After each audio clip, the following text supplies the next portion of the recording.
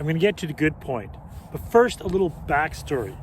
I was listening to a great podcast, The Rest is History, and they were talking about General Custer and his showdown with the Lakota people and the Battle of Wounded Knee and all that crazy stuff. But one of the things, they had a disclaimer near the beginning when they started talking about the Lakota people and who they were and their experiences. They were very clear. For the Lakota people, the distinction that we have in our modern world between spiritual and material, the line is not so distinct.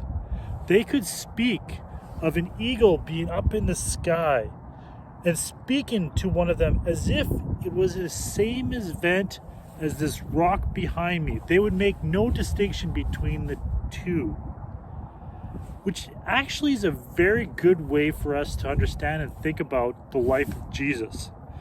I don't think he too had a very distinct line between the spiritual and the material. For Jesus, all of it was one.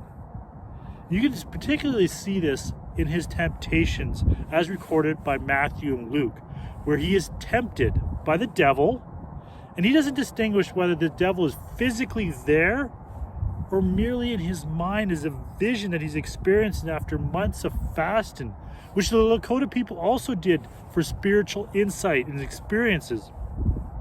For them to make contact with the Great Spirit, they would fast and put themselves out in the wilderness in isolation to find connection with the Great Spirit.